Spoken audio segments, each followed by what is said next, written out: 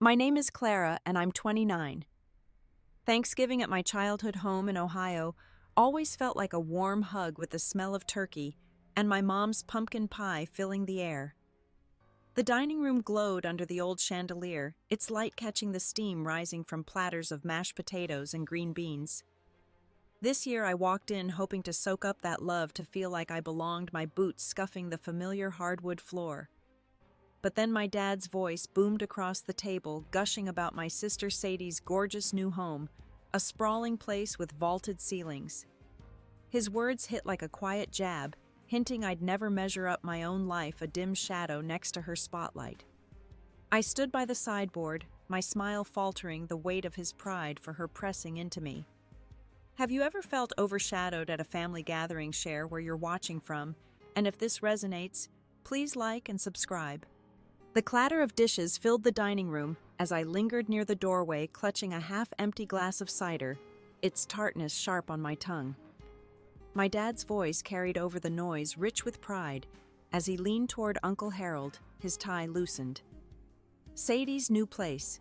It's got this massive kitchen, granite counters, the works, he said, his hands gesturing like he was painting the scene, sketching out her stainless steel appliances. Harold nodded, sipping his coffee, his mustache twitching.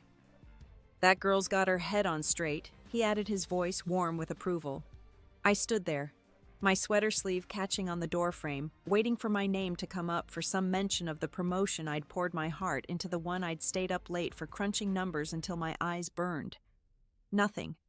Just more about Sadie's hardwood floors, her custom cabinets. I took a breath, the air heavy with gravy and candle wax, and stepped closer, forcing a smile that felt brittle. Hey, Dad. Speaking of good news, I got that senior analyst role at work, I said, my voice brighter than I felt, trying to carve a space in the conversation. He glanced at me, his eyes softening for a moment, a flicker of the dad who'd cheered at my soccer games. That's nice, Clara, he said, then turned back to Harold. But Sadie's house, it's something else. You should see the backyard, that view. My chest tightened like someone had pressed a thumb against my ribs, the ache spreading. I nodded, swallowing the urge to say more, and slipped back toward the kitchen, my steps heavy on the creaky floor. The sink was piled high with plates smudged with cranberry sauce, and Mom was scrubbing a roasting pan, her apron dusted with flour, her hair escaping its bun. I grabbed a dish towel, needing something to do with my hands, the cotton rough against my fingers. Need help? I asked already, drying a platter, its weight grounding me. She smiled, but it didn't reach her eyes, her focus on the stubborn grease. Always, she said, her voice soft but distracted. The hum of the family's chatter drifted in laughter and clinking forks, and I tried to focus on the warm, soapy water, the clink of glassware. But then Mom spoke, her voice casual, almost thoughtless. Sadie's got such a good eye for decor. That living room of hers, it's straight out of a magazine with those sleek, modern lines. I froze, the towel slipping in my grip, the platter nearly clattering to the counter. Yeah, sounds nice. I managed, my throat dry, the words tasting like dust. Mom kept scrubbing, oblivious, her sponge circling the pan. She picked out these velvet curtains, deep blue. Just stunning, she went on, her voice warm with admiration. I stared at the plate in my hands, its floral pattern blurring as my eyes stung. I'd spent months grinding for that promotion, late nights at the office, proving myself in a room full of skeptics who questioned my every move. I'd earned a corner office, a view of the Columbus skyline I'd stared at in disbelief, imagining the day I'd tell my family. But here was Mom gushing over curtains, her words, a quiet erasure of my own victories. A memory flickered unbidden, sharp as a photograph. I glanced at the fridge where a faded photo hung under a magnet shaped like a sunflower, its edges curling. Me and Sadie, maybe 7 and 9, grinning in matching overalls at a county fair, our faces sticky with cotton candy. She'd won the ring toss that day, her prize a stuffed bear she carried for weeks, parading it like a trophy. I'd come close, my ring bouncing off the bottle's rim, my hands empty but clapping for her anyway. Even then, her victories seemed to shine brighter, her laughter louder, drowning out my quieter tries. I shook my head, pushing the thought away, but it clung like damp air, heavy with the past. You okay, hun? Mom asked, her voice pulling me back, her hands still in the suds, bubbles clinging to her wrists. I forced a nod. Stacking the plate on the counter, the clink too loud in the quiet. Just tired, I said, which wasn't a lie, but wasn't the whole truth either. I wanted to ask her why Sadie's wins always seemed to matter more, why my efforts felt like whispers against her sister's megaphone, why I was always the one drying dishes while Sadie got the applause. Instead, I kept drying the towel, moving in slow, deliberate circles, my fingers gripping harder than necessary. The kitchen door creaked, and Cousin Becca stepped in, her dark hair pulled into a messy bun, strands falling loose. She carried a stack of dessert plates smudged with pie crumbs, her eyes catching mine for a moment, searching. "Rough night?" she asked, her tone light, but her gaze sharp, like she saw the storm brewing in me. I shrugged, not trusting my voice, afraid it would crack. She set the plates down and leaned against the counter close enough that I could smell her lavender perfume, a faint comfort. "Family, huh?" she said, half smiling, her voice carrying a weight I recognized. Her words felt like a lifeline, but I didn't know how to grab it. I just nodded, my hands still moving, my heart pounding with a mix of hurt and something sharper, something that tasted like resolve. Becca's presence in the kitchen felt like a small anchor, but the weight in my chest didn't lift. I set the dish towel down, my fingers restless, and started stacking clean glasses in the cabinet, their surfaces cool against my palms. Mom had gone back to scrubbing, humming softly as if the moment hadn't shifted her tune, a faint echo of some old folk song. "You should see Sadie's dining table," she said almost to herself, her sponge pausing mid-circle. "Solid oak seats. 10. Perfect for holidays with those carved details." My jaw tightened, the glass in my hand suddenly heavy. I wanted to snap, to ask why every conversation circled back to my sister's triumphs, why my own milestones were left to gather dust. But I bit my tongue, the silence louder than words, my lips pressed into a thin line. Becca caught my eye again, her brow furrowing slightly, a question in her gaze. She opened her mouth, then closed it like she was weighing whether to dive into the tension or let it pass. "Want to grab some air?" she finally asked, nodding toward the back door, her voice a quiet invitation. I hesitated, glancing at Mom, who was lost in her own world, rinsing a colander with careful precision. "Sure," I said, my voice quieter than I meant, barely audible over the sink's running water. I needed out of this room, away from the relentless echo of Sadie's name, the air thick with unspoken expectations. The November chill hit my face as we stepped onto the porch, the backyard stretching dark and still under a sky prickled with stars sharp as pinpoints. I zipped my sweater, my breath visible in the crisp air curling like smoke.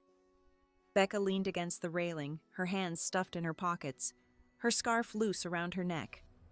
"It's always like this, isn't it?" she said, her voice low, tinged with a bitterness I hadn't heard from her before. "Someone's always the golden kid, and the rest of us just fade." I looked at her, surprised by the edge in her tone. Becca had always been the easygoing one, quick with a laugh. But now her eyes held something raw, like she'd been carrying her own version of this hurt, a mirror to my own. "It's not just tonight," I admitted, my words spilling out before I could stop them, rough and unpolished. "It's every time. My job, my life. It's like it doesn't count unless it's bigger than hers." I kicked at a stray leaf on the porch, its brittle edges crumbling under my shoe, the sound sharp in the quiet. Becca nodded, her gaze fixed on the horizon where the neighbor's porch light glowed faintly. "My dad did that with my brother," she said. "Still does. Every call, it's Gavin's killing it at his firm. Meanwhile, I'm just here trying to keep up." Her voice cracked, and for a moment we stood in shared silence, the kind that says more than words ever could, the cold air biting at our fingertips. I wanted to tell her about the nights I'd spent second-guessing myself, wondering if I'd ever be enough, the hours staring at spreadsheets, hoping my work would finally make them see me. The promotion had felt like a victory, a hard-won step toward something solid, a desk with my name on it, a title I'd earned. I'd imagined calling Dad, hearing pride in his voice, maybe even a hug like when I was small. Instead, I got a pat on the head, a footnote to Sadie's sprawling estate. "I thought this time would be different," I said, my voice barely above a whisper, the words catching in my throat. I thought he'd see me. Becca reached out her hand, brushing my arm, a gesture so small it nearly broke me, her touch, warm against the chill. He should, she said firmly, her eyes fierce despite the dark. You're doing so much, Clara. You don't need a mansion to prove it. Her words were kind, but they didn't erase the ache, the hollow feeling that had settled in my bones. I leaned against the railing beside her, staring at the faint outline of the old swing set in the yard, its chains rusted but still swaying slightly. Sadie and I used to race to that swing, fighting over who got the higher push, her giggles always louder. Even then, it was always her turn first. The back door creaked open, and Mom poked her head out, her apron still tied a streak of flour on her cheek. "You girls okay out here?" she asked, her tone cheerful, oblivious like we were just catching up. I forced a smile, nodding my lips tight. "Just getting some air," I said, my voice flat. She lingered for a moment, her eyes flickering between us, then disappeared back inside, leaving the door ajar. The warmth from the house spilled out, carrying the scent of pie, but it didn't reach me. I turned to Becca, my resolve hardening, a fire kindling in my chest. "I'm not letting this go," I said, my voice steadier now, cutting through the night. "I'm done being the shadow." Becca's eyes met mine, and she gave a small, fierce nod, like she knew exactly what I meant. The night felt heavier now, charged with something I couldn't yet name, but I knew I wasn't going back inside the same.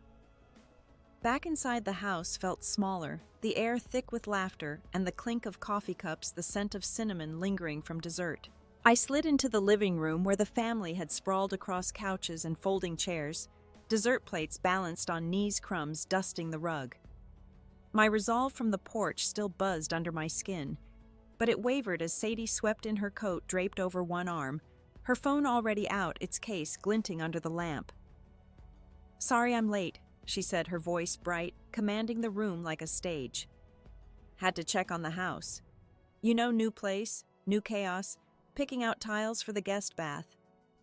The relatives chuckled, drawn to her like moths, their faces lighting up at her energy. She perched on the arm of Dad's chair, swiping through photos, her nails clicking against the screen. "Look at this," she said, holding her phone out, the glow illuminating her smile. The foyer alone took 3 contractors, and those marble inlays worth every penny. The screen glowed with images of chandeliers and polished floors, and the room erupted in oohs and ahs, cousins craning to see. Aunt Patricia leaned closer, her glasses slipping down her nose, her voice warm with awe.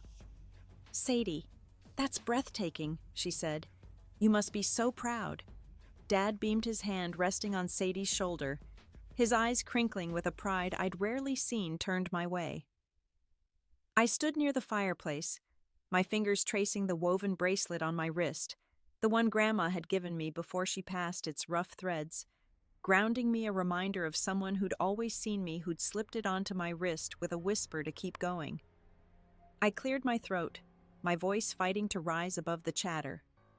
"Hey, anyone want to hear about the project I'm leading at work?" I asked, my tone steadier than I felt, trying to carve out a moment. "It's a big deal, kind of like a house renovation, but with data restructuring a whole system." A few cousins glanced my way, their smiles polite but fleeting, but Sadie waved her hand, laughing, her bracelets jingling. "Oh, Clara, let's not bore them with office stuff," she said, her tone playful but sharp, cutting through my words. "This is the fun part of the night, right?" The room laughed with her, a wave of sound that hit me like a gust, and my face burned, the heat creeping up my neck.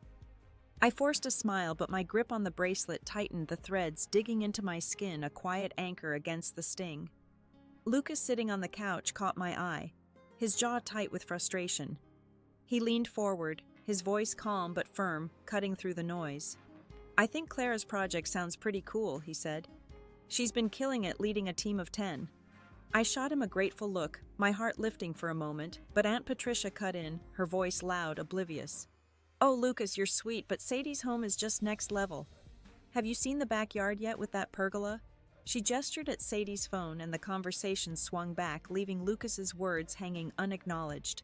He sank back, his jaw tighter, and I felt a pang of guilt for dragging him into this, for expecting him to shift a tide that never turned my way. I tried again, stepping closer to the group, my boots scuffing the rug. Actually, I was thinking we could talk about something else, I said, my voice sharper, now edged with a frustration I couldn't hide. Maybe holiday plans, or I don't know anything.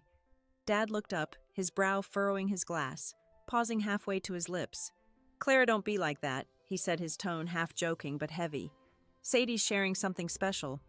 When are you going to catch up, huh?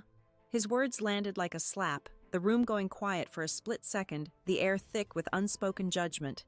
Then Patricia filled the gap, asking Sadie about her kitchen island, her voice bright, oblivious. My heart pounded a dull roar in my ears, drowning out the chatter. I wanted to scream that I was trying, that I'd been trying my whole life to be enough. My nights spent proving myself, my days spent building something real. Instead, I turned to the side table, pretending to adjust a stack of napkins, their edges crisp under my fingers. My fingers brushed the bracelet again, and I pictured Grandma's voice, soft but fierce, telling me I didn't need anyone's approval.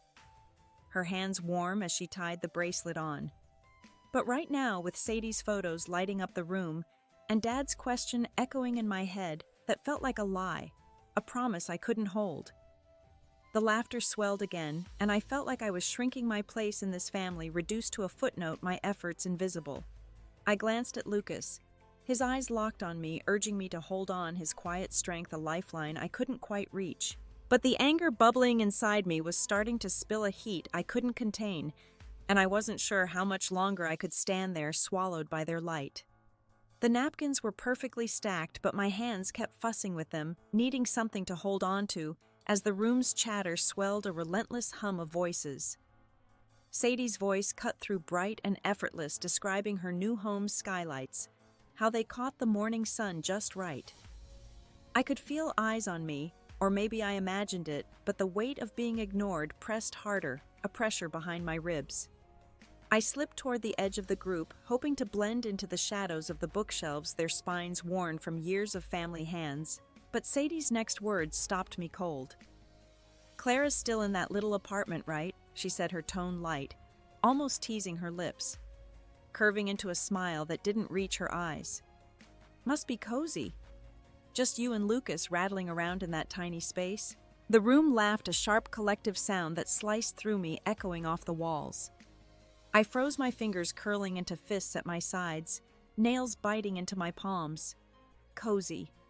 The word stung, turning my home, my life into a punchline, as if my years of saving, of building, were a childish sketch next to her masterpiece.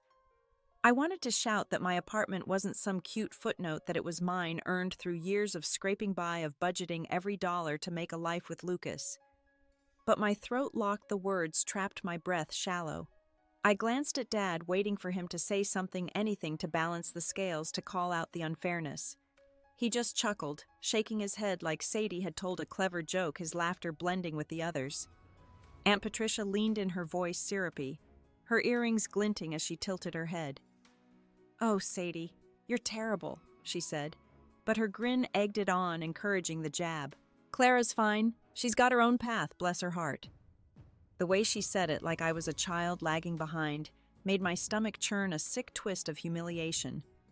I looked to Mom, standing near the dessert tray, slicing pie with practiced calm, her knife glinting under the light. She met my eyes for a split second, then looked away, her knife moving faster, cutting through the crust with precision. That fleeting glance, her silence, felt like another door closing, locking me out of a warmth I'd once thought was mine. Lucas stood up, his chair scraping against the floor, the sound jarring in the room's hum. "That's enough," he said, his voice low but steady, cutting through the laughter. "Clara's doing more than fine, and you all know it if you'd bother to ask." The room hushed, a few cousins glancing down, but Sadie just tilted her head, her smile unwavering, unshaken. "Relax, Lucas. It's just a joke," she said, waving a hand, her rings catching the light. "Clara knows I'm kidding, right?" Her eyes flicked to me, daring me to agree, to play along like always, to nod and laugh it off. I wanted to keep the peace, to slip back into the role I'd always played. But my body wouldn't move, my feet rooted to the floor.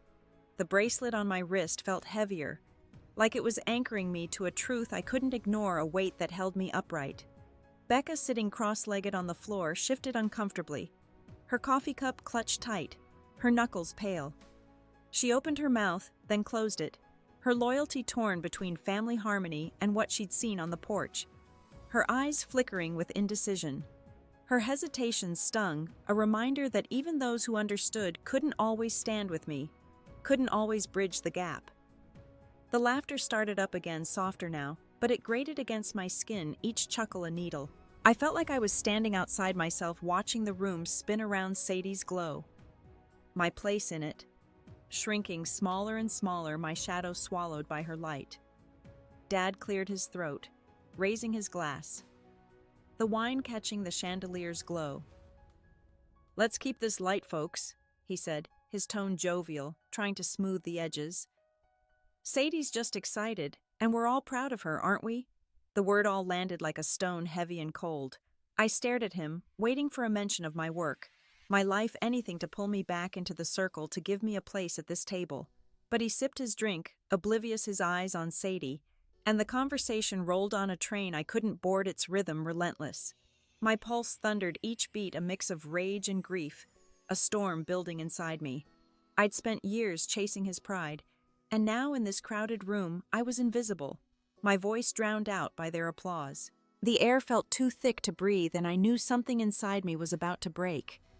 The room felt like it was tilting, the weight of my words pressing against every corner, the air heavy with the aftermath of my outburst. Dad's face flushed red, his hand gripping the edge of the table, his knuckles white against the cloth. "Clara, that's enough," he said, his voice low, almost a growl, his eyes narrowing with a mix of anger and embarrassment. "You're embarrassing yourself making a scene." The accusation stung, but it was Sadie's next move that gutted me. She stood, her posture perfect, her sweater smooth and tailored, and turned to the family, her voice dripping with pity, smooth as honey. "I didn't mean to upset you, Clara," she said loud enough for everyone to hear, her hands clasped in front of her. "I just thought we were sharing good news, celebrating together." The cousins shifted in their seats, some nodding like she'd smoothed everything over their faces, softening with sympathy for her. But her words weren't an apology. They were a spotlight painting me as the jealous sister, the one who couldn't handle her shine, twisting my pain into her narrative. My throat burned, the urge to scream clawing at me, but I stood frozen, my nails digging into my palms, the sting grounding me. Aunt Patricia clucked her tongue, murmuring, "Poor Sadie, always caught in the middle," her voice low but carrying her words a quiet betrayal. The room's sympathy tilted toward her, and I felt like I was drowning in their judgment. My breath shallow, the walls closing in. Mom moved closer, her hand hovering near my arm, her fingers twitching but not touching me, like she was afraid to cross the line. "Let's all calm down," she said, her voice thin, like she was trying to stitch the moment back together with fraying thread. But her eyes darted to Sadie, protective, a reflex I'd seen too many times, and that small gesture broke something inside me.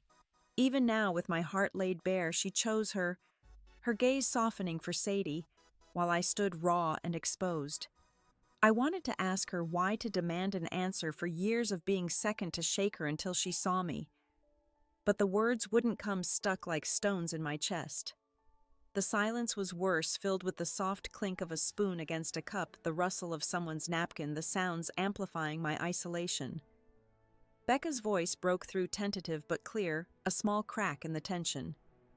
"Clara's not wrong," she said, standing up, her hands twisting together, her scarf slipping off her shoulder. "You don't see what she's done, what she's built." Her support was a lifeline, but it came too late, the room already swayed by Sadie's performance, their eyes sliding back to her. Harold snorted, muttering, "Always drama with these girls." His voice gruff, dismissive, as he reached for another cookie.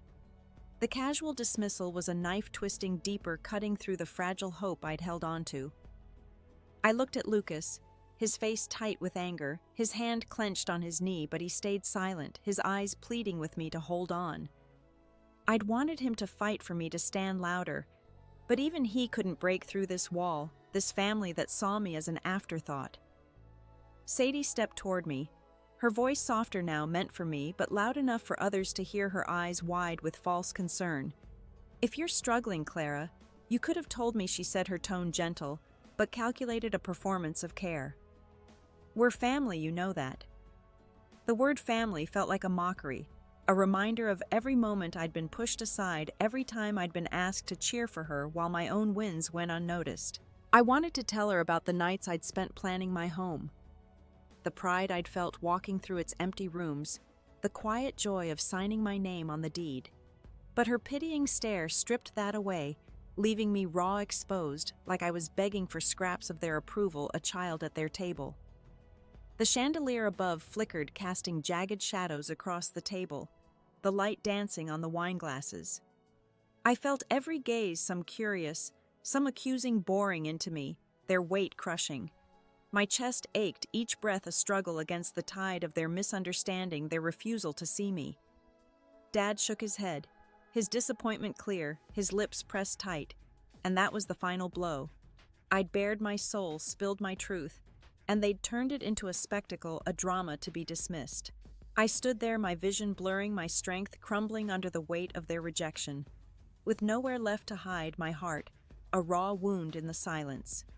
The drive home was silent, the hum of the car's engine, the only sound as Lucas gripped the wheel, his knuckles pale against the dark. My eyes burned, but no tears came, my face hot from the night's weight. The sting of Sadie's pitying words, Dad's disapproval, Mom's averted gaze. They replayed like a broken record, each loop sharper than the last. I stared out the window. Columbus's streetlights blurring into streaks of gold against the night, their glow flickering like my fading hope. But beneath the hurt, something shifted inside me, not surrender, but a quiet, stubborn spark, a refusal to let their version of me define my worth. Back in our apartment, I kicked off my shoes, the soles scuffed from pacing the porch, and sank onto the couch, the familiar creak of the springs grounding me. Lucas sat beside me, his hand resting on my knee, warm and steady. "You okay?" he asked, his voice soft but firm, his eyes searching mine. I shook my head, then nodded, unsure, caught between collapse and defiance. "I need to tell you something," I said, my voice hoarse, raw from holding back. "I bought a house. Months ago. A fixer-upper, nothing fancy, but it's mine." His eyes widened, a mix of surprise and pride flickering across his face, his lips parting slightly. "Why didn't you say anything?" he asked, not accusing, just curious, his hand tightening on mine. I pulled my knees to my chest, the couch fabric rough under me, and the words spilled out unpolished but true. I wanted it to be enough on its own. No comparisons, no judgment. Just mine, something I built without their scoreboard. I told him about the small 2-bedroom on the east side with its chipped paint and creaky floors, how I'd walked through it alone, imagining a life I'd shaped, the walls bare but full of promise. I described the moment I signed the papers, my hand trembling with quiet pride. The realtor's smile warm but distant. Lucas listened, his hand never leaving mine, his thumb tracing small circles. "You're incredible," he said, his voice low, and for the first time that night, I believed it just a little, the spark inside me flaring brighter. The next morning, sunlight slanted through the blinds, casting stripes across the coffee table, and I stood at the kitchen counter, coffee in hand, its steam curling upward. My resolve hardened, a quiet steel forming in my bones. I couldn't change Dad or Sadie, but I could choose who shared my victories, who saw the life I was building. I grabbed my phone and texted Becca. "Want to see my new place? Just you, maybe a couple others. No pressure." My thumb hovered over the send button, doubt creeping in like a cold draft. What if she said no, scared of stirring more family drama, of picking sides?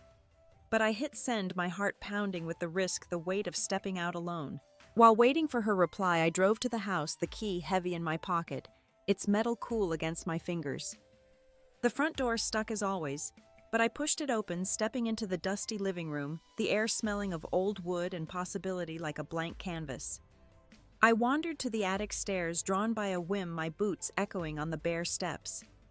I climbed up the steps, groaning under my weight, and in a corner half buried under insulation was a small leather-bound journal, its pages yellowed, its cover cracked. I flipped it open, finding faded handwriting. Someone's dreams, lists of hopes from decades ago, a life planned in careful ink. It felt like a sign, a whisper to claim my own story, to write it without their pens. My phone buzzed and I braced myself, my fingers tightening around the journal. Becca's message was simple. I'm in. Name the time. Relief washed over me, warm and sudden, followed by a surge of determination, a fire I hadn't known I could hold. I wasn't just inviting her to see a house. I was drawing a line, choosing who got to be part of my world, who saw me as I was. Standing in that attic, journal in hand, dust motes, floating in the dim light, I felt the spark inside me grow, a quiet fire ready to reshape everything I'd been afraid to claim. I spent the next few days preparing the house, sweeping dust from corners, the broom's bristles catching cobwebs and wiping down windows that hadn't been touched in years, their panes streaked with grime. The work was hard. My shoulders aching, and each swipe of the rag felt like reclaiming a piece of myself, dusting off the doubts I'd carried. I texted cousin Riley, inviting him too, his goofy humor a safe bet to keep things light, to balance the weight of what I was building. He replied with a quick, "Hell yeah, I'm there," and I smiled, picturing his lopsided grin, his knack for breaking tension with a bad joke. The guest list was small, deliberate, only those who'd earned a place here, who didn't need me to be more than I was. Saturday came and I stood in the living room, a tray of iced tea and cookies on a folding table, the glasses sweating in the spring warmth. The house was still rough with peeling wallpaper and a faint musty smell, but it felt alive, like it was waiting for me to make it home, its walls holding my quiet hopes. Becca arrived first, her eyes wide as she took in the high ceilings, the exposed beams catching the light. "Clara, this is yours?"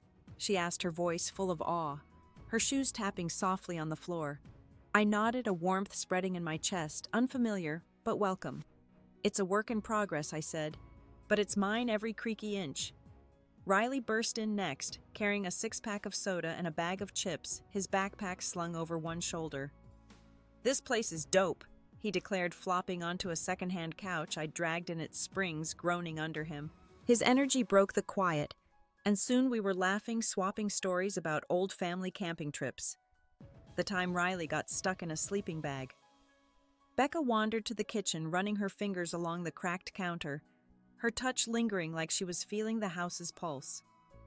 "I'm sorry I didn't speak up more at Thanksgiving," she said suddenly, her voice low, her eyes on the linoleum. "I saw how they treated you and I froze." I paused, the weight of her words settling heavy but honest. "You're here now," I said, and meant it, my voice soft but firm. Her presence was enough, a bridge rebuilt. The doorbell rang, and I opened it to find Nora, my new neighbor, holding a potted fern, its leaves brushing her arm. "Heard you were hosting," she said, her smile easy, her overalls dusted with garden dirt. "Thought I'd crash with a housewarming gift." I laughed, grateful for her unexpected kindness, and invited her in the fern's green, a bright spot in the dim hall. As we toured the house, Nora shared tips on patching drywall, her hands gesturing like she was already at work, her voice warm with experience. "This place has good bones," she said, tapping a wall, the sound solid. "You'll make it sing." Her confidence in me, a near stranger, felt like a gift I hadn't known I needed, a spark to my own belief. We ended up in the backyard, a patchy square of grass framed by a sagging fence, the air heavy with the scent of fresh earth. I described my plans, a garden here, a patio there, maybe a bench under the oak, and Riley chimed in with ridiculous ideas like a hot tub shaped like a giant taco, his laugh infectious. Becca sketched a flowerbed layout on her phone, her enthusiasm catching her fingers quick on the screen. For the first time in weeks, I felt unburdened, surrounded by people who didn't need me to prove anything, who saw this house as mine. The journal from the attic sat on the table, and I flipped it open, reading a line about planting seeds for a future you couldn't yet see, the ink faded but clear. It felt like a blueprint for this moment, a map I was drawing myself. As the sun dipped low, casting golden light across the yard, the grass glowing, I picked up a hammer from the toolbox I'd left by the door, its handle worn smooth. The others were still talking, their voices a soft hum, but I walked to the living room alone, my steps quiet on the creaky floor. A loose baseboard had been bugging me, its edge curling away from the wall like a stubborn doubt. I knelt, positioned a nail, and drove it in with steady taps, the sound crisp, deliberate, each strike a quiet declaration. I sat back, the hammer resting in my lap, and looked around the empty room, its walls bare but full of promise. This was my space, my choice, my beginning. I didn't need their applause. I just needed this moment, this home. Weeks passed, and my fixer-upper began to feel less like a project and more like a sanctuary, its walls holding me steady. I spent evenings sanding floorboards, the rhythmic scrape of sandpaper steadying my thoughts, dust settling like a fine snow. The house was taking shape. New light fixtures in the hall, their glow soft against the ceiling, fresh paint on the bedroom walls, a pale green I'd mixed myself. I started a mural in the dining room, a swirl of blues and golds, inspired by the journal's faded sketches, each brushstroke a step toward something solid, a canvas of my own making. But the silence from my family was louder than any hammer, a heavy quiet that followed me through the rooms. No calls, no texts, just a void, where their voices used to be a space I hadn't realized I'd been waiting to fill. One morning my phone lit up with Dad's name, the screen glowing on the kitchen counter next to a mug of coffee gone cold. I stared at it, my pulse quickening, my fingers hesitating over the answer button. When I picked up, his voice was gruff, hesitant, not the booming tone I knew. "Clara, I'd like to see your place." He said the words careful, like he was stepping onto thin ice. "If that's okay." My heart lurched, caught between hope and caution, a tug of war I hadn't expected. I'd dreamed of this moment of him seeing my work, but his tone held no apology, just a faint edge of obligation, like he was checking a box. "Sure," I said, my voice even though my hands shook. "But only if you're ready to listen, to really see it." He paused, the silence stretching, then muttered, "We'll see." The call ended and I stood there, the mural's half-painted lines blurring before my eyes, their curves unfinished like my thoughts. I threw myself into the house, hauling bags of mulch for the front yard, my arms aching, but my mind clear, the physical work a balm. Nora stopped by her work boots, leaving faint dirt tracks on the porch. Her smile warm as she handed me a glass of lemonade. Over the tart drink, she told me about her own family split, how her brother stopped speaking to her after she moved away, chasing a life that didn't fit his plans for her. "Sometimes you have to let them sit with their choices," she said, her eyes steady, her hands calloused from years of building her own world. Her story settled into me, a reminder that my boundaries weren't just walls, they were choices too deliberate and mine. Later I sat at the dining table. The journal opened its pages, now joined by my own notes, plans for the house. Thoughts on what home meant, scribbled in blue ink. I wrote about Dad's call, the way his voice hadn't softened, and how I'd still said yes, not out of need but out of curiosity. It wasn't weakness. It was me deciding who got a seat at my table, who earned a place in this new chapter. But as I closed the journal, a text from Sadie popped up, her words sharp and clipped. "Heard you're showing off your house now. Nice to know where I stand, Clara." My stomach twisted her accusation, a cold slap, her tone laced with a resentment I hadn't expected. I set the phone down, my fingers trembling, and stared at the mural's unfinished curves, their lines jagged in the fading light. The weight of her words, freezing me in place. A chill I couldn't shake. I didn't reply to Sadie's text, my resolve hardening as I left the phone face down on the table, its glow fading like a dying ember. I turned back to the mural, brush in hand, dipping it into the paint can, the blues darker now, the golds muted under the evening light. I kept painting, each stroke a refusal to let her words pull me under the bristles, leaving trails of color that felt like defiance. The house was quiet, save for the soft creak of the floorboards under my bare feet, and in that stillness, I felt the ache of her absence. Not just her, but the family I'd thought I knew, their voices now a distant echo. Their silence was a choice, and it cut deeper than any argument, a blade that lingered in the quiet. A week later, Mom called me to her house for a family meeting, her voice tight over the phone like she was bracing for something. I drove over the familiar streets of my childhood, now strange, their oak-lined sidewalks, casting long shadows like they belonged to someone else's story.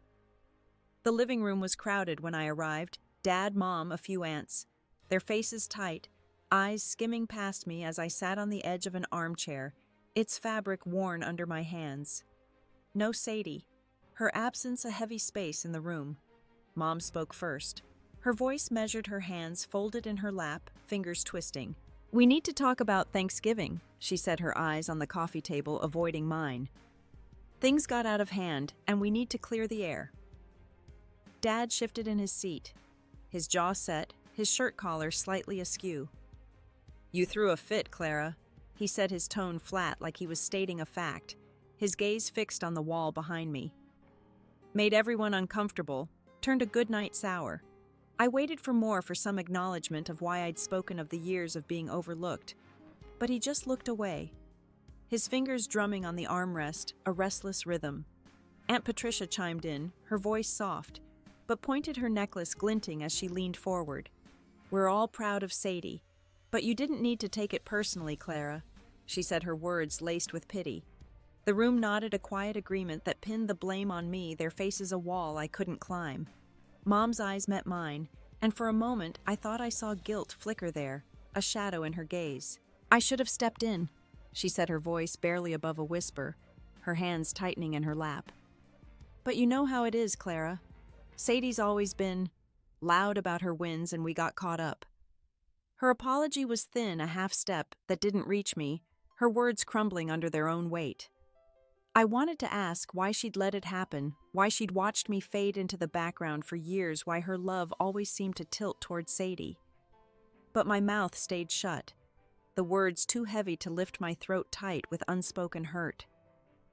Lucas, sitting beside me, squeezed my hand under the table, his warmth a small anchor in the storm. I'd told him about Sadie's text about Dad's call, and he'd urged me to hold my ground, his voice steady when mine wavered. Now his silence was a shield, giving me space to breathe, to stand in my own quiet strength. The room waited for me to speak, to smooth things over like I always had, to nod and make it easy. But I didn't. I looked at Mom, then Dad. Their faces a mix of expectation and unease, and said nothing, my silence a choice, not a surrender. It felt like a stone dropped into still water ripples, spreading where words would have failed, a quiet rebellion in the stillness. As we left, Mom followed me to the porch, her hands wringing a dishcloth, its edges frayed from years of use. "You're still my girl," she said, her voice cracking, her eyes searching for something I couldn't give. But her gaze wouldn't hold mine, darting to the ground, to the worn boards beneath us. I knotted my throat tight and walked to the car, my steps deliberate. Lucas started the engine, and as we pulled away, I glanced back at the house, its windows glowing warm against the dusk, a light that felt distant now. That warmth wasn't mine anymore, not in the way it once was. I leaned my head against the window, the cool glass steadying me, and let the quiet ache settle heavy and final, like a door closing for good, its latch clicking into place. Spring arrived, soft and green, wrapping my fixer-upper in a warmth I hadn't felt in months, the air alive with the scent of blooming lilacs. The house was nearly done, new windows letting in streams of light, polished floors, gleaming underfoot, the dining room mural glowing under morning sun, its colors bold against the walls. I stood in the backyard, dirt smudged on my jeans, planting a sapling I'd bought on impulse, its thin branches swaying in the breeze, fragile but rooted. I pressed the soil around it, my hands steady the earth, cool and firm. This tree, this house, they were mine, not to prove anything to anyone, but because I'd chosen them, because they felt like home. I was hosting a housewarming that evening, a small gathering for those who'd earned a place here. Becca, Riley, Lucas, Nora, no one else. The decision felt clean, like trimming dead branches from a tree, letting the healthy ones grow. I spent the morning arranging chairs in the living room, their mismatched cushions a patchwork of thrift store finds, each one a story of its own.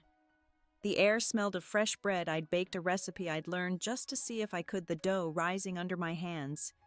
Each loaf imperfect but warm, its crust golden, felt like a small victory, a quiet claim to my own space. Becca arrived early, her arms full of wildflowers she'd picked from a roadside stand, their petals bright against her jacket.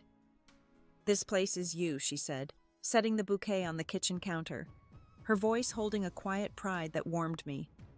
I smiled, handing her a glass of iced tea, the ice clinking softly. We worked side by side, stringing fairy lights across the porch, their wires tangling as we laughed, our chatter light but real. She told me about her new job, her nerves about starting over, her voice hesitant but hopeful. "You make it look easy," she said, nodding at the house, its walls still bare in places. I laughed, shaking my head, my hands dusty from the lights. "It's not, but it's worth it every step." Riley showed up next, lugging a portable speaker that blasted old rock tunes, the bass thumping through the yard. He danced across the lawn, pretending to serenade the sapling, his moves exaggerated, and I couldn't help but laugh, the sound surprising me, bright and free. His silliness was a gift, loosening the knot I'd carried since the family meeting, a weight I hadn't realized was still there. We set up a table outside, covering it with a checkered cloth, its edges fluttering in the breeze, and I felt a rhythm to the day, a flow I hadn't known. I needed a sense of belonging I'd built myself. Nora arrived with a homemade pie, its crust golden, her presence steady, like she'd always been part of this, her smile a quiet welcome. As the sun dipped, casting long shadows across the grass, I stepped inside to grab more plates, the ceramic cool in my hands. Alone in the kitchen, I paused, my fingers brushing the counter's smooth edge, its surface worn but clean. I thought about the girl I'd been last fall, shrinking under Dad's gaze, swallowing her hurt, her voice lost in the noise. She was still there somewhere, but quieter now, softened by these walls, these hands that had built something new, something mine. I looked out the window at my friends, their laughter floating through the open door, a sound that wrapped around me like a blanket, and felt a stillness settle in me, like the moment before a deep breath, steady and sure. The evening unfolded, a soft hum of voices and clinking glasses under the fairy lights, their glow warm against the dusk. I sat on the porch steps, a sweater draped over my shoulders, the fabric soft against my skin, watching Riley tease Becca about her terrible aim in a makeshift cornhole game, his throws wild and dramatic. Nora leaned back in a lawn chair, her pie half eaten, sharing a story about her first garden, how she'd learned to trust the seasons. Lucas caught my eye from across the yard, his smile quiet like he knew I was finding my way, his presence a steady anchor. This was enough, this circle, this moment, and I let it sink in, warm and unhurried, a piece I'd carved out myself. Dad had texted that morning asking to meet at a nearby park tomorrow, his message short but careful. I'd agreed, my fingers steady as I typed, not out of duty, but because I wanted to see if he could meet me where I stood now on my own terms. I didn't need his pride anymore, but I was curious, maybe even hopeful for something new, a bridge that might hold. The thought didn't churn like it used to. It just rested there, a question I could answer later without the weight of needing his approval. I stood brushing grass from my jeans, the blades clinging to the fabric, and walked to the sapling, its leaves catching the last of the twilight, delicate but strong. I'd tied a small ribbon to one branch, a scrap of fabric from an old shirt, just because it felt right, a small mark of my presence. I touched it now, the texture soft under my fingers, and thought about the years I'd spent chasing approval, how I'd let it shape me, bend me into someone smaller. That girl wasn't gone, but she didn't drive me anymore, her voice quieter now. I'd built this life not for them, but for me, and that was a truth I could carry solid as the earth beneath my feet. Inside, I grabbed a notebook, not the attic journal, but a new one, its pages crisp and blank, waiting for my words. I jotted a line, "Home is where you choose yourself." It wasn't profound, but it was mine, a marker of this spring, this shift, this moment I'd claimed. The party's laughter drifted in a soft thread weaving through the open window, and I closed the notebook, my breath slow even. I stepped back outside, the night cool against my skin, and joined the others, my steps light, unburdened. The sapling stood in the dark, ribbon fluttering, and I felt a quiet certainty, like a river finding its course, steady and sure, flowing where I chose. November 2026 rolled in crisp and golden, and I hosted my own Thanksgiving in the fixer-upper that was now undeniably home, its walls a testament to my hands. The dining room table, a sturdy pine piece I'd sanded myself, its grains smooth under my touch, held a spread of mismatched dishes, roast chicken, its skin crisp, mashed potatoes piled high, A green bean casserole Nora had brought, its aroma mingling with the cedar scent of the room. Only a handful gathered: Lucas, Becca, Riley, Nora, and to my surprise, Dad, his presence tentative. His usual bluster softened, his coat folded carefully over a chair. He was here, and that was a start, a small crack in the wall between us. The room hummed with quiet warmth, a contrast to last year's chaos, a new kind of family I'd chosen. I'd spent the morning chopping onions, their sharp sting making my eyes water, rolling dough for biscuits, my hands moving with a rhythm I'd grown to trust, flour dusting my apron. This wasn't about impressing anyone, it was about creating something real, something that felt like mine. The house had changed: crisp white walls, a new rug underfoot, its pattern bold, the faint scent of cedar from a shelf I'd built myself, each nail a quiet triumph. I had changed too, my edges softened but stronger like tempered steel. The woman who'd stood trembling at that old family table was still part of me, but she no longer set the pace. Her footsteps fainter now.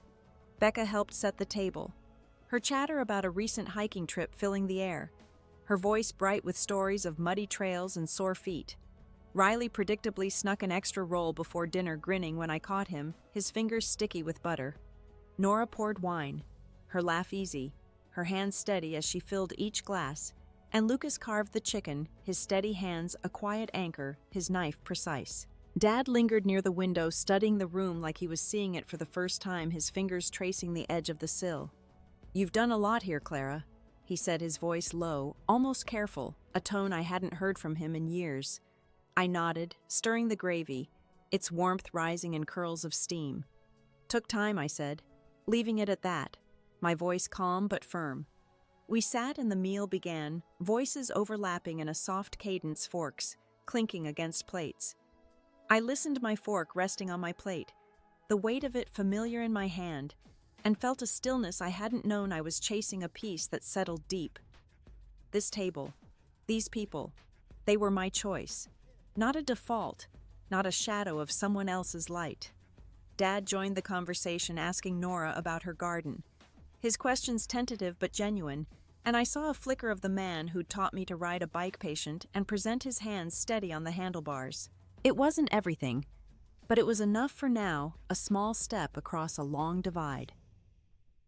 After dessert, I stepped onto the porch alone, the night air cool against my cheeks, sharp with the promise of winter. The stars were sharp, brighter than last year, and I leaned against the railing, my breath visible in the chill, a quiet rhythm.